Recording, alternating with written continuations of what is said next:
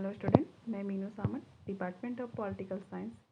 आज हम UG semester 3 के कोर पेपर 5 के अंतर्गत संविधानवाद पर फिर से चर्चा करेंगे, जिसमें हम संविधानवाद एवं संविधान के मध्य अंतरों को देखेंगे।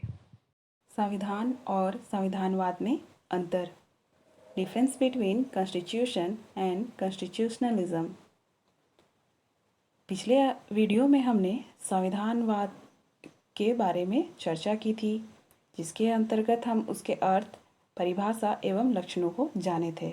तो उस आधार पर हम यह बिल्कुल स्पष्ट हो गया था कि संविधान के बिना संविधानवाद का कोई अस्तित्व नहीं है, वे एक दूसरे के पूरक है। तो इस तरह संविधानवाद संविधान पर ही आधारित हो रहा है और संविधान ही संविधानवाद की अभिव्यक्ति भी करता है। तो इन्हीं आधारों पर कुछ व्यक्तियों द्वारा इस मत का प्रतिपादन किया जाता है कि संविधान पर आधारित शासन ही संविधानवाद है। तो इस तरह संवैधानिक शासन यानी संविधान तथा संविधानवाद में कोई अंतर नहीं किया जा सकता है। तो जिसके अंतर्गत हम डॉक्टर C.F. स्ट्रॉन्ग, कॉरी तथा अब्राहम जैसे विचारकों को देखते हैं, जिन्होंने इस प्रकार के दृष्टिकोण को अपनाया है। तो इनके आधार पर संविधान उन सिद्धांतों का समूह है जिसके अनुसार राज्यों के अधिकारों, नागरिकों के अधिकारों और दोनों के संबंधों में सामंजस्य स्थापित किया जाता है। वहीं कॉरी तथा अब्राहम लिखते हैं कि स्थापित संविधान के निर्देशों के अनुरूप शासन को संविधानवाद माना जाता है। तो इस तरह हम देख रहे हैं, बिल्कुल स्पष्ट हो जा रहा है कि संविधान के जो नियम कानून हैं, उन्हीं के अनुरूप जो शासन हो रहा है वही संविधानवाद कहा जा रहा है। तो संविधान और संविधानवाद के मध्य इन लोगों द्वारा अंतर नहीं किया गया है, लेकिन संविधान और संविधानवाद क्या कहा जा रहा है, सभी परिस्थितियों में एक नहीं हो सकते हैं। तो इनमें कुछ अंतर होते हैं जिनका उल्लेख हम निम्न आधारों पर कर सकते हैं, जिसमें हम पहला देखते हैं परिभाषा की दृष्टि से। जहाँ संविधानवाद एक विचारधारा का प्रतीक है, वहीं संविधान एक संगठन का प्रतीक है। तो परिभाषा की दृष्टि से हमें यहाँ पर स्पष्ट दिख रहा है कि संविधानवाद क्या है, विचारधारा से जुड़ा हुआ है और संविधानवाद संगठन से जुड़ा हुआ है।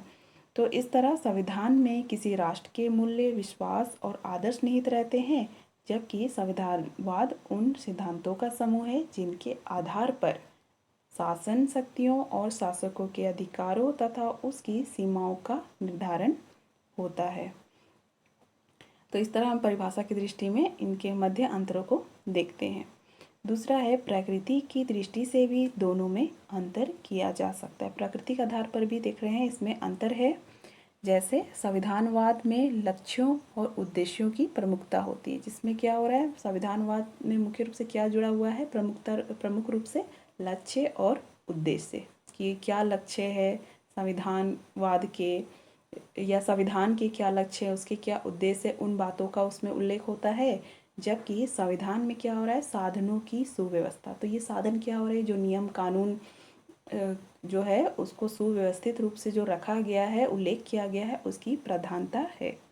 तो संविधान रूपी साधन के माध्यम से ही, यानी संविधान के जो नियम कानून है उसी के माध्यम से संविधानवाद के लक्ष्यों को प्राप्त करने की चेष्टा की जाती है। तो हम देख लिए प्राकृतिक दृष्टि से भी क्या हो रहा है, दोनों के मध्य अंतर है। थर्ड पॉइंट है उत्पत्ति की दृष्टि से। तो उत्पत्ति की दृष्टि से भी हम संविधानवाद और संविधान में अंतर को पाते हैं।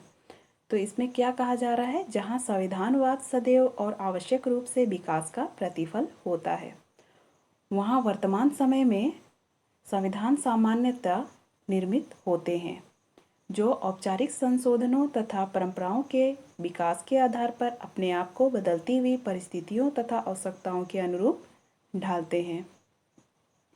तो यहाँ पर क्या हो रहा है, संविधानवाद सदैव आवश्यक रूप से विकास का प्रतिफल है।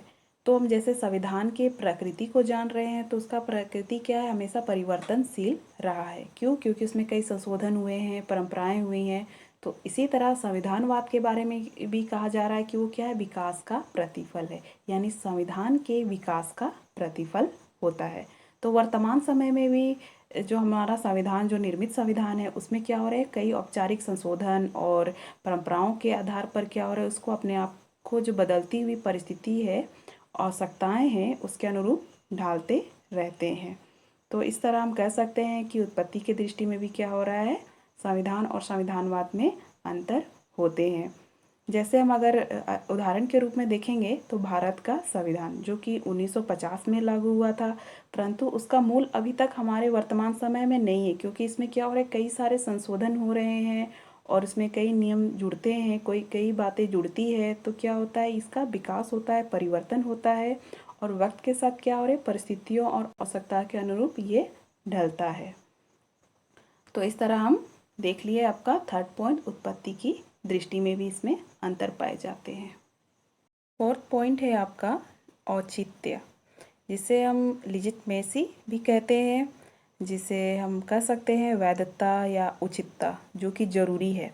तो उस आधार पर यदि हम अंतर करें तो संविधानवाद के आदर्शों का औचित्य क्या हो रहा है, उसका आपका विधि संगत वैधता क्या हो रहा है, मुख्यतः उसके प्रतिपादक विचारधारा के आधार पर हो सकता है। और वहीं संविधान का औचित्य अगर हम देखें तो मुख्यतः विधि या कानून के आधार पर इसे ठहराया जा सकता है। तो इस प्रकार औचित्य के आधार पर भी संविधानवाद और संविधान में हम अंतरों को देख पाते हैं। फिफ्थ पॉइंट है, संविधान और संविधानवाद में सबसे अधिक प्रमुख अंतर क्या हो रहा है, क्षेत्र की दृष्टि से। तो यहाँ क्या हो रहा है, संविधान की तुलना में संविधानवाद बहुत व्यापक है, बिल्कुल, क्योंकि संविधानवाद क्या है, एक विचारधारा है और वहीं संविधान क्या है, एक संगठन के रूप में, लिखित रूप में रहता है। तो हम कह सकते हैं कि संविधानवाद क्या है, बहुत ही व्यापक है। तो संविधानवाद को एक अंतर्भुतकारी यानी इंक्लूसिव धारणा माना गया है, यानी बहुत ही व्यापक धारणा माना गया है। वहीं संविधान को एक अपवर्जक यानी एक्सक्लूसिव धारणा माना गया, यानी विशिष्ट रूप से विशिष्ट धारणा उसे माना गया है। तो इस प्रकार हम उसके अंतरों को देख रहे हैं, जहाँ एक देश के क्या बोला जा रहा है, मूलभूत नियमों और कानूनों का संग्रह संविधान कहा जा रहा है, लेकिन हम इसे एक सिर्फ कानूनों का संग्रह नहीं मान सकते हैं। क्यों? क्योंकि यह राजनीतिक जीवन के मूल्य, विश्वास, राजनीतिक आदर्शों से भी क्या हुआ है, इसमें समाये हुए हैं, समाहित है। तो इस प्रकार हम संविधानवाद को विशिष्ट सामाजिक, आर्थिक, सांस्कृतिक, राजनीतिक परिस्थितियों का परिणाम मानते हैं। तो प्रत्येक देशों की संविधान में क्या है, इस तरह अपनी विशिष्टता होती है। तो संविधान और संविधानवाद के प्रमुख अंतरों के बावजूद हम संविधान और संविधानवाद को एक दूसरे का सहायक या पूरक मानते हैं। तो ये इसका मूल आधार अगर हम बोलेंगे क्या है कि ये इसका अस्तित्व, संविधानवाद के अस्तित्व की हम कल्पना नहीं कर सकते हैं संविधान के बिना, यानी संविधान होना ही है, तभी जाकर के क्या होगा, आपका संविधानवाद होगा। तो इस प्रकार संविधान का लक्ष्य संविधानवाद होना चाहिए और संविधान की कोई सार्थकता सिद्ध हो सकती है।